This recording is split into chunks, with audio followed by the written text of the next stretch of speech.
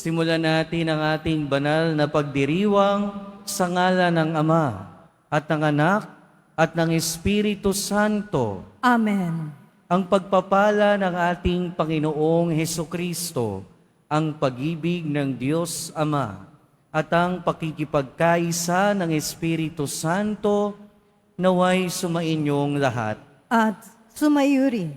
Mga kapatid, tinipon tayo bilang kaanib ng angka ng Diyos. Kaya dumulog tayo sa mawaing Panginoon na nagpapatawad ng lubos.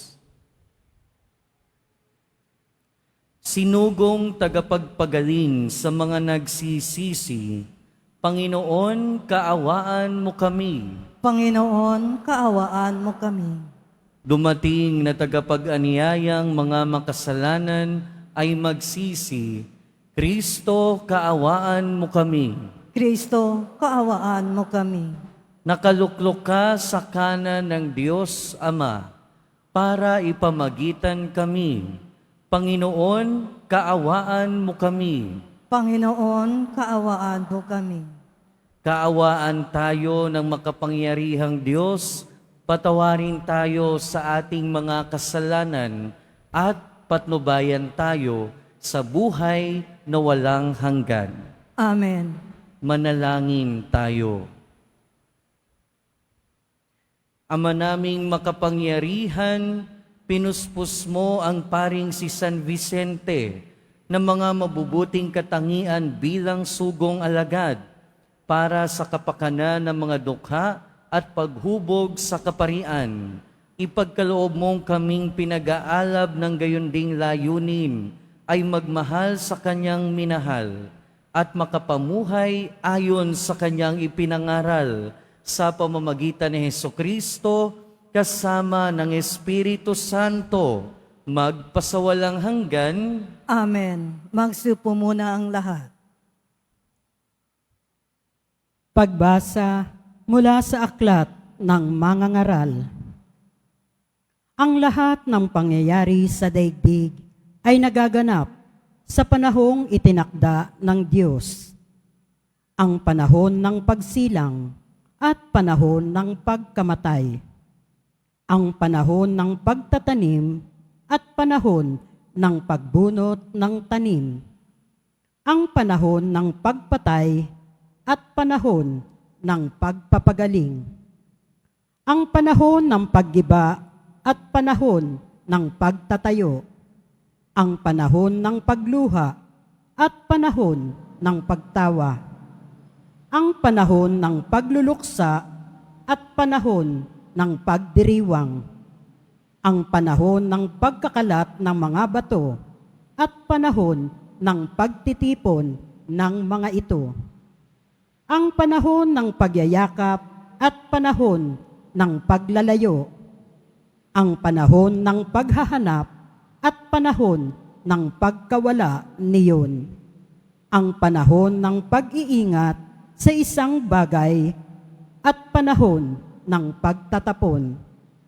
Ang panahon ng pagpunit at panahon ng pagtahi. Ang panahon ng pagtahimik at panahon ng pagsasalita. Ang panahon ng pagmamahal at panahon ng pagkapuot. Ang panahon ng digmaan at panahon ng kapayapaan. Ano ang mapapala ng tao sa kanyang ginagawa?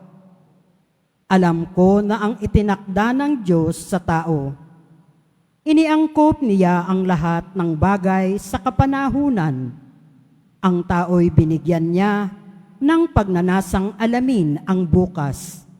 Ngunit hindi binigyan ng pagkaunawa sa ginawa ng Diyos mula sa pasimula hanggang sa wakas. Ang salita ng Diyos. Salamat sa Diyos. Ang poon ay pupurihan, siya ang aking sanggalang. Ang poon ay papurihan, siya ang aking sanggalang. Purihin ang poon na aking sanggalang, matibay kong muog at tagapagligtas, at aking tahanan hindi matitinag. Tagapagligtas ko, pinagtitiwalaan. Ang poon ay papurihan, siya ang aking sanggalang. Ano ba ang tao, Panginoon namin? Siya'y tao lamang na iyong pinapansin. Katulad ay ulap na tangay ng hangin, napaparam siya na tulad ng lilim. Ang poon ay papurihan, siya ang aking sanggalang. Magsitayo po ang lahat.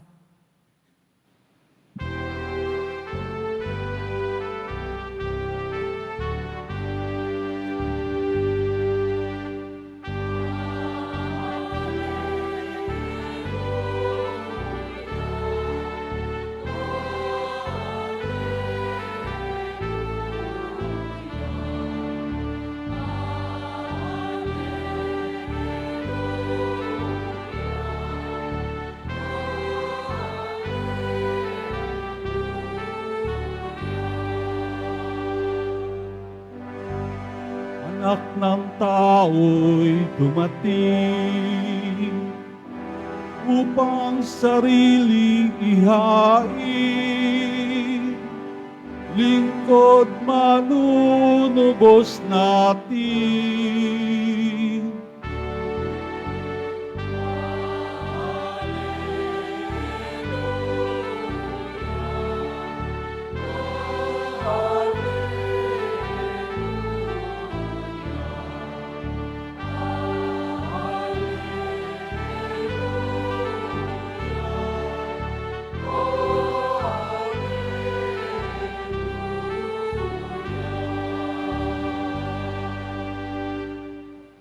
Sumainyo ang Panginoon. At sumaiyo rin. Ang mabuting balita ng Panginoon ayon kay San Lucas. Papuri sa iyo, Panginoon. Isang araw samantalang nananalangin mag-isa si Jesus, lumapit sa kanya ang kanyang mga alagad. Tinanong niya sila, sino raw ako ayon sa mga tao? Sumagot sila, ang sabi po ng ilan ay si Juan Bautista kayo. Sabi naman ng iba si Elias kayo. At may nagsabi pang nabuhay ang isa sa mga propeta noong una. Kayo naman, ano ang sabi nyo? Tanong niya sa kanila. Ang Mesiyas ng Diyos, sagot ni Pedro. Itinagubili ni Jesus sa kanyang mga alagad na huwag na nilang sabihin ito kanino man. At sinabi pa niya sa kanila, ang anak ng tao'y dapat magbata ng maraming hirap. Itatakwil siya ng matatanda ng bayan, ng mga punong saserdote at ng mga eskriba. Ipapapatay nila siya, ngunit sa 3 araw ay muling mabubuhay. Mga kapatid, ang mabuting balita ng Panginoon. Pinupuri ka namin, Panginoong Hesu Kristo. Magsupo muna tayong lahat. Welcome po sa Minor Basilica and National Shrine of Jesus Nazareno. Araw ng Biyernes and Friday is Quiapo Day. Araw nating mga deboto o araw ng ating pagdedebosyon sa ating mahal na poong Jesus Nazareno. Kaya bigyan natin siya ng malakas na papuri.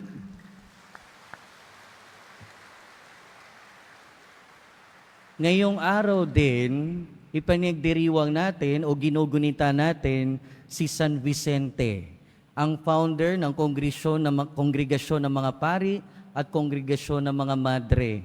Kung kilala niyo yung Adamson at ang CM, yung mga paring namamahala doon sa Adamson, si San Vicente ang founder ng kongregasyon na yun.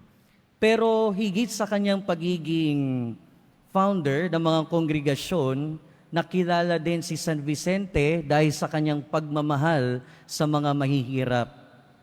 Pinangatawanan niya at isinabuhay yung sinabi ng Panginoon na kung ano man ang gawin mo sa pinakamaliit kong kapatid ay ginawa mo sa akin. Noong mga panahon na yon, ang pangangailangan ng mga nasa lugar nila ay yung magmamalasakit sa mahihirap. at pangangailangan din na magkaroon ng grupo ng mga pari at mga madre na misyonero. Ibig sabihin, nagawa niya ang mga bagay na yon, ang magtayo ng mga kongregasyon at magmalasakit sa mahihirap sa tamang panahon. Sabi nga sa ating unang pagbasa, lahat ng bagay ay may tamang panahon. Merong tamang oras. Ang bawat gawain ay may tamang oras. Kung oras ng pagsisimba, magsimba tuwing linggo. O di kaya kung sa mga araw na gusto nyo magdebosyon. Kung oras ng pagtatrabaho, magtrabaho. Kung oras ng paggala o paglalakwatsa, maglakwatsa. Ang lahat ng bagay ay merong tamang oras, tamang panahon. Katulad na sa ating unang pagbasa, sinasabi dito ang lahat ng pangyayari sa daigdig ay nagaganap sa panahong itinakda ng Diyos. Meaning, ang buhay natin at pag-iral natin itinakda ng Diyos. Pero hindi ibig sabihin nun, ang bawat kilos natin, yan ang tinakda ng Diyos. Kasi meron pa rin naman tayong kalayaan. May kalayaan tayo na makiisa sa tinakda ng Diyos o hindi makiisa sa Kanyang itinakda. Pero isang bagay ang tiyak na itinakda ng Diyos. Itinakda niya na tayo ay magkaroon ng buhay na walang hanggan. Itinakda rin niya na magkatawang tao. Kaya nga nakilala natin siya bilang Poong Jesus Nazareno. At sa tuwing titingin tayo sa imahe ng Nazareno, nakikita natin ang kanyang pagpasa ng krus at paghihirap. Itinakda rin yan ng Panginoon.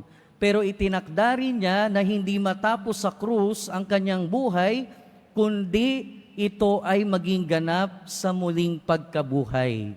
Dahil itinakda rin niya ang muling pagkabuhay, tinakda rin niya na tayo ay magtamasa ng muling pagkabuhay. Pero lagi nating tatandaan at lagi din nating nakakalimutan na ang panahon ng Diyos ay iba sa panahon nating mga tao.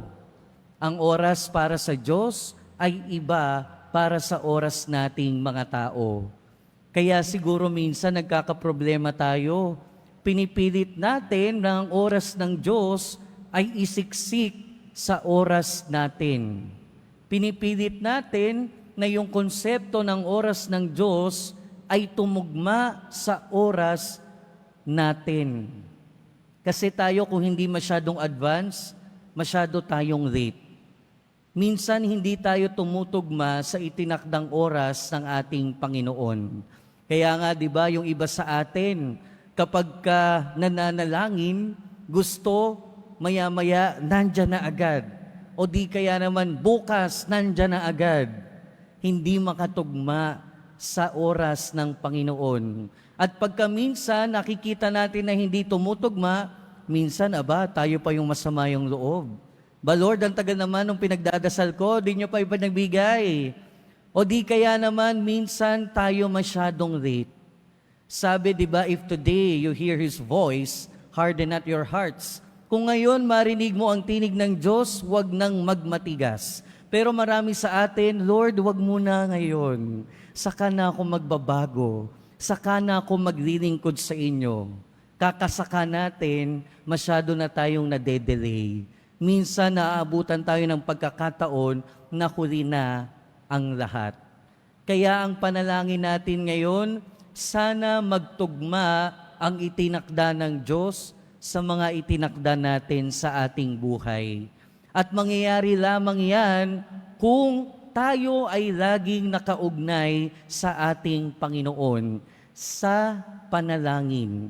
Sa unang bahagi ng ating ebanghelyo, narinig natin, isang araw samantalang nananalangin mag-isa si Jesus. Ano yung pinapanalangin niya? Hindi natin alam. But one thing is for sure, lagi siyang nananalangin dahil lagi niyang gustong nakakonekta, lagi niyang gustong nakaugnay sa Diyos Ama. At yun din yung panawagan sa atin. Kung gusto nating magkaroon ng pagtutugma ang itinakda ng Diyos at ang itinakda natin, sana lagi tayong nakakonekta sa Diyos Ama at sa ating Poong Hesus Nazareno sa pamamagitan ng panalangin. Kasi kapag hindi tayo nakakonekta, madidisconnect din tayo sa oras ng Diyos at sa oras natin. Minsan kasi may binibigay ang Diyos na hindi pa tayo ready. O minsan may binibigay na ang Diyos na akala natin hindi tayo handa. Sa ating ebanghelyo narinig natin ipinagtagubilin ni Jesus sa kanyang mga alagad na huwag nilang sabihin kanino man na siya ang Mesiyas. Pero kung nalaman na ni Pedro at ng mga alagad na siya ang Mesiyas, bakit hindi pwedeng ipagkalat? Bakit hindi pwedeng ipamalita? Bakit? Dahil hindi pa handa yung mga tao na tanggapin ang ating Panginoon bilang Mesiyas. Dahil yung nasa isip na ng Mesiyas ay iba sa pagiging Mesiyas ng ating Panginoon. Yung ine-expect nilang Mesiyas ay yung political leader, yung malakas, yung makapangyarihan na magliligtas sa kanila sa kamay ng imperyong ng Roma. Hindi yung Mesiyas na magliligtas sa kanila sa pamamagitan ng krus at sa pagtubos sa kasalanan. Hindi pa sila handa. Pagka minsan-minsan may mga karanasin din tayo, no? Siguro sa mga nakaraan, may karanasan tayo na hindi pa din natin maintindihan. Pero ngayon, baka naintindihan na natin. In the same way, siguro ngayon, yung iba sa atin, merong nararanasan na hindi pa din naiintindihan. Pero balang araw, manalig tayo, maiintindihan din natin. At higit sa lahat, manalig tayo dahil itinakda ng Diyos ang mga bagay-bagay sa buhay natin. Kaya ngayon, ipanalangin natin sa Diyos na kung tayo nabubuhay pa sa kahapon, sa nakaraan, iwan na natin ang kahapon sa kamay ng Diyos. At kung tayo masyadong tumitingin sa hinaharap, ibigay natin ang bukas sa kamay ng Panginoon. Dahil yung ngayon ang ibinigay ng ating Panginoon. Kaya sa pagpapatuloy ng ating buhay, lagi nating panghawakan sa ating pananampalataya. Itinakda ng Diyos ang mga bagay-bagay sa ating buhay. Pero mangyayari lamang ang tinakda ng Diyos kung tutugma ang kanyang itinakda sa ating itinakda. At mangyayari lamang yon kung tayo ay lagi nakaugnay sa Kanya sa panalangin. Kaya ibigay na natin, iwan na natin sa kamay ng Diyos ang kahapon at iasa natin sa Kanya ang bukas. Pero harapin natin na kasama ang Diyos ang ngayon. Amen.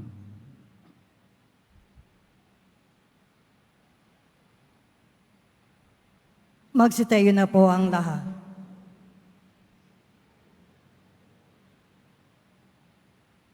Minamahal kong mga kapatid, ang pananampalataya natin kay Jesucristong anak ng Diyos, ang siyang nagtitipon sa atin bilang bahagi ng kanyang sambayanan.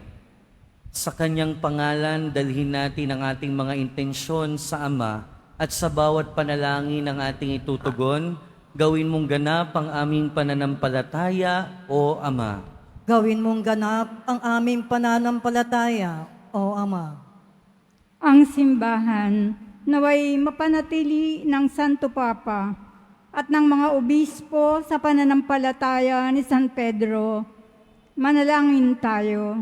Gawin mong ganap ang aming pananampalataya, O Ama. Ang ating mga ibinotong opisyal ng gobyerno, naway igalang ang karapatan sa buhay ng mga hindi pa ipinanganganak, ng mga matatanda at ng mga may kapansanan. Manalangin tayo. Gawin mong ganap ang aming pananampalataya, O Ama.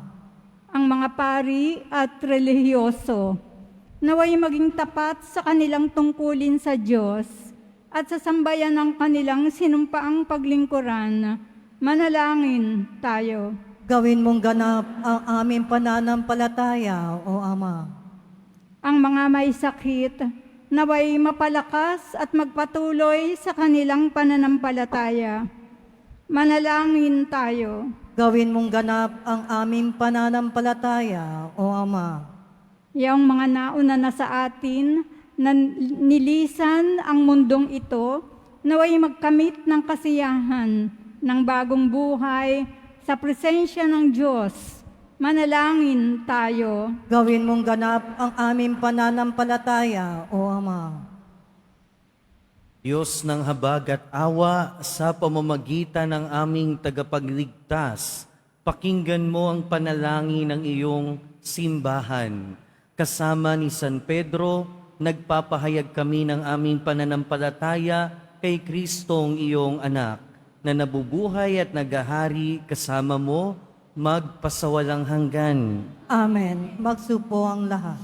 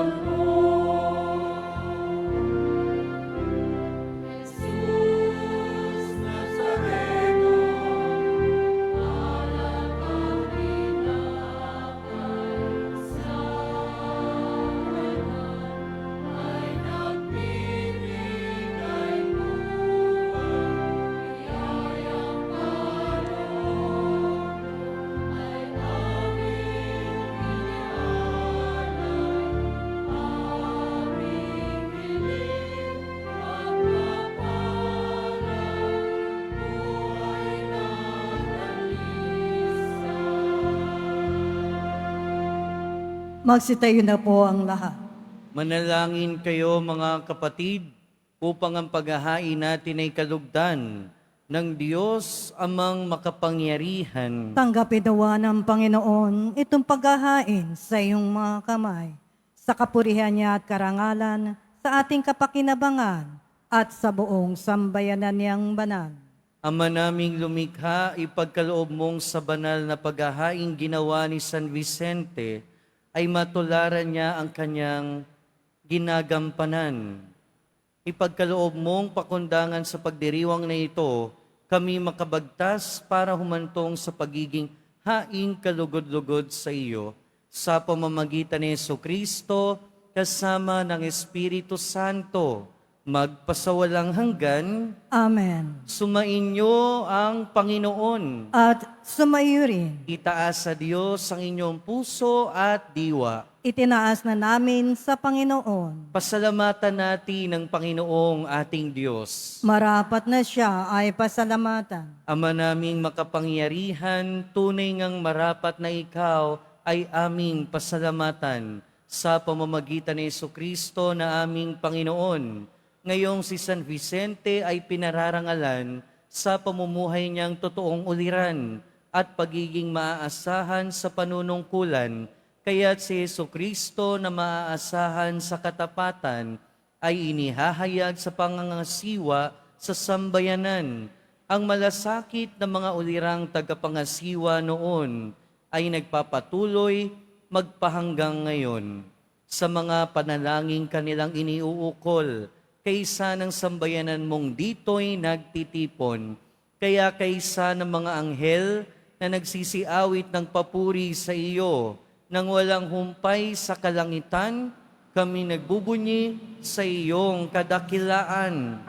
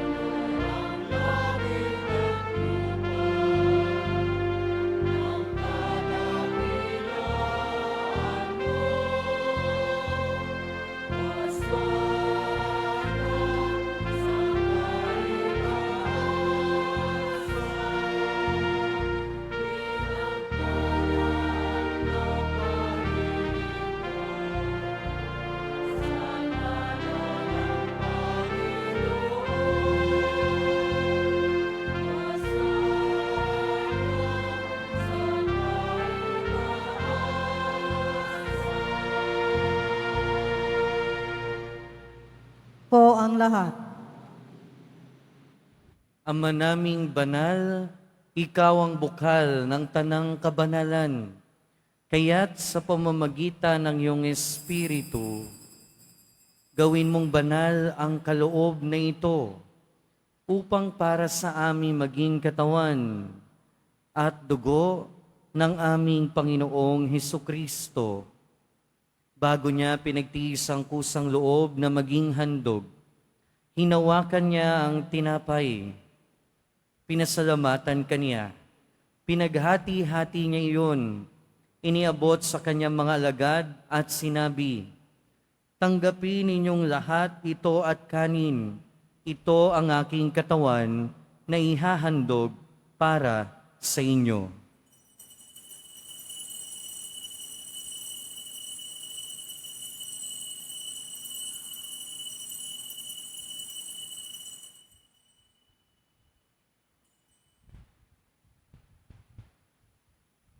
Gayon din naman nung matapos ang hapunan, hinawakan niya ang kalis, muli kanyang pinasalamatan. Iniabot niya ang kalis sa kanyang mga alagad at sinabi, "Tanggapin ninyong lahat ito at inumin. Ito ang kalis ng aking dugo, ng bago at walang hanggang tipan. Ang aking dugo na ibubuhos para sa inyo at para sa lahat, sa ikapagpapatawad ng mga kasalanan. Gawin ninyo ito sa pag-alala sa akin."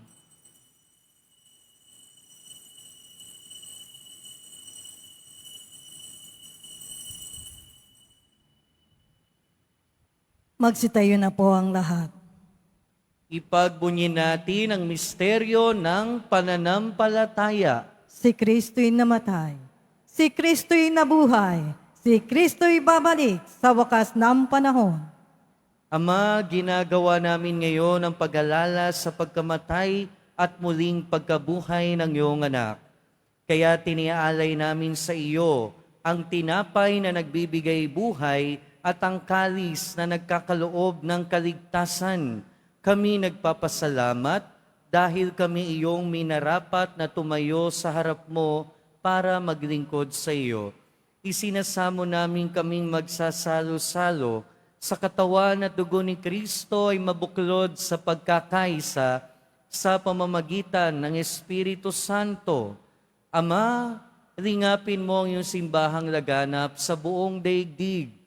Puspusin mo kami sa pag-ibig kay San Francisco na aming Santo Papa at ni Jose na aming Obispo at ng Tanang Kaparian. Alalahanin mo rin ang mga kapatid naming nahimlay nang may pag-asang sila'y muling mabubuhay, gayon din ang lahat ng mga pumanaw. Kaawaan mo sila at patuloyin sa iyong kaliwanagan. Kaawaan mo at pagindapating kaming lahat na makasalo sa iyong buhay na walang wakas.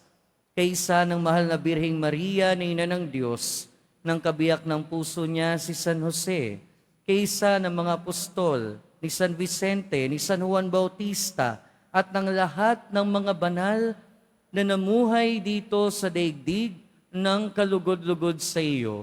Maipagdiwang nawa namin ang pagpupuri sa ikararangal mo sa pamamagitan ng iyong anak na aming Panginoong Hesukristo. Sa pamamagitan ni Kristo, kasama niya at sa Kaniya, ang lahat ng parangal at papuri ay sa iyo, Diyos amang makapangyarihan, kasama ng Espiritu Santo, magpasawalang hanggan.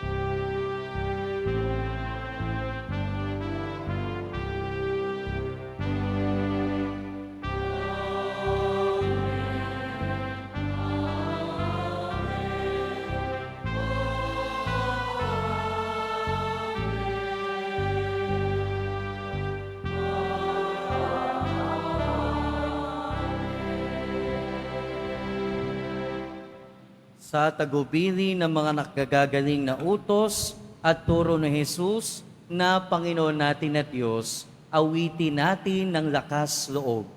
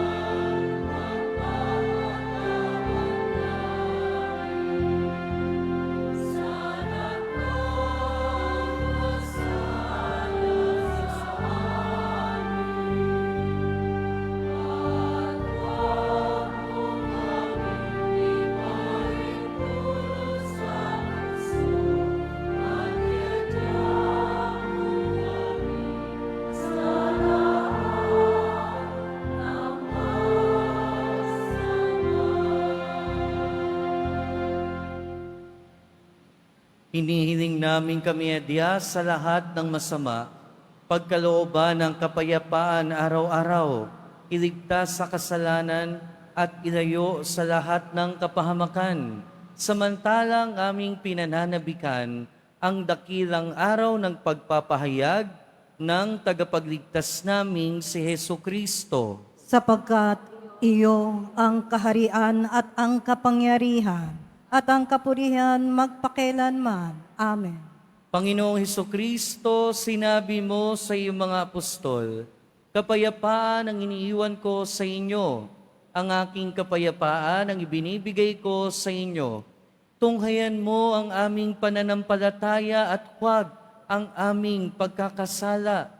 Pagkalooban mo kami ng kapayapaan at pagkakaisa ayon sa iyong kalooban, kasama ng Espiritu Santo, magpasawalang hanggan. Amen. Ang kapayapaan ng Panginoon ay laging sumainyo. At sumayo rin. Magbigayan tayo ng kapayapaan sa isa't isa. Peace be with you po.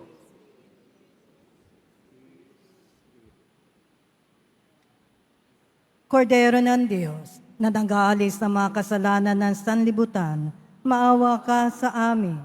Kordero ng Diyos, na nag-aalis ng mga kasalanan ng sanlibutan, maawa ka sa amin. Kordero ng Diyos, na nag-aalis ng mga kasalanan ng sanlibutan, ipagkaloob mo sa amin ang kapayapaan. Magsilod po ang lahat.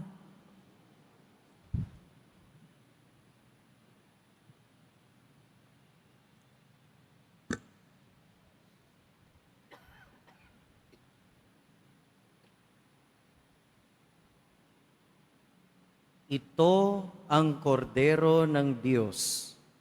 Ito ang nag-aalis ng kasalanan ng sanlibutan. Mapalad ang mga inaanyayahan sa kanyang piging. Panginoon, hindi ako karapat-dapat na magpatuloy sa iyo. Ngunit sa isang salita mo lamang ay gagaling na ako.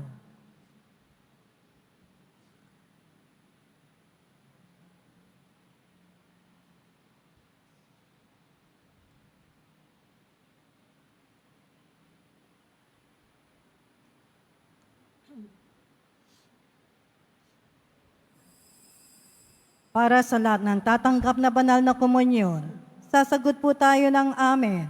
Pagkasabi ng pare o lay minister ng katawan ni Kristo at isubo agad sa bibig bago malis sa harapan ng pare o lay minister. Sumunod po tayo.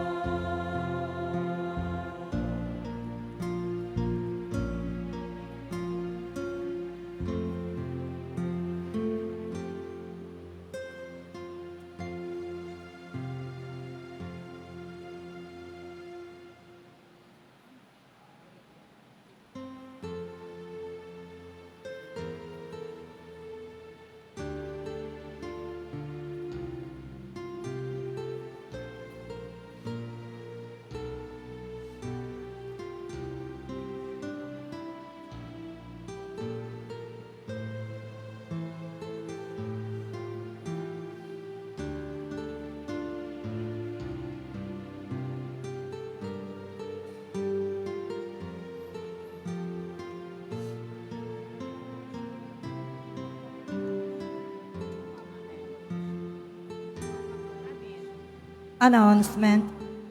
Muling inihahandog ng ating simbahan ang Nazareno Medallion. Mabibili po sa ating Parish Finance Office. Ito po ay nagkakahalaga ng 25 pesos. Ang malilikom po ay gagamitin sa pagsasaayos ng electrical system ng ating simbahan. Inaanyayahan namin ang mga debotong nasa larangan ng edukasyon. Kung ikaw ay nasa edad 25 hanggang 50 at hindi kasalukuyan miyembro ng anumang church, ministry, or organization, iniimbitahan namin kayo sa isang faith sharing at fellowship. Dito, pagninilayan natin kung sino si Jesus Nazareno sa ating buhay. Ipapakilala din namin ang isang bagong inisyatibo na makakatulong sa inyong paglago sa pananampalataya at misyon. Kung ikaw ay interesado sumali, email us at jesusnazarenoquiapo@gmail.com o pumunta sa information guard booth para mag-fill out ng form. Mga paalala sa mga nagsisimba. Pagkatapos ng misa, wiwisikan po ang lahat ng banal na tubig. Pinakikiusapan ang lahat na manatili lamang sa inyong mga lugar. Tanging sa Quezon Boulevard o Plaza San Juan lamang ang labasan ng lahat. Sumunod po tayo. Maraming salamat po sa inyong pagdalaw at pagsisimba sa Basilica Minor at Pambansang Dambana ni Jesus Nazareno. Magsitayo na po ang lahat. Manalangin tayo. Ama naming mapagmahal, kaming nagsalo sa banal na pakikinabang ay dumadalangin sa pagparis namin sa iyong anak na nangaral ng mabuting balita para sa mga dukha. Kami naway mabighani sa mga halimbawa ni San Vicente at matulungan ang kanyang pagtatangkilik sa pamamagitan ni Jesucristo kasama ng Espiritu Santo magpasawalang hanggan. Amen. Sumainyo ang Panginoon. At sumayo rin. Mahal na poong Jesus Nazareno, inihayag mo sa pamamagitan ng krus ang walang maliw na pag-ibig ng Diyos sa sangkatauhan. Pakinggan mo ang kahilingan ng iyong angka na nagsusumamo sa iyo. Makamtanawa nila ang iyong katugunan at tanggapin ang kasagutan na may utang na loob na tinatanaw. Basbasan din po ninyo ang mga daladala nilang imahen at dasalan sa pamamagitan ng bendisyon na ito, naway maalala nila ang mga pangako nila noon sa binyag, na ikaw ang kanilang iibigin at paglilingkuran bilang Panginoon magpasawalang hanggan. Amen. At pagpalain kayo ng makapangyarihan at mapagmahal na Diyos, Ama, Anak, at Espiritu Santo. Amen. Humayo kayong taglay ang kapayapaan ng poong Jesus Nazareno. Salamat sa Diyos.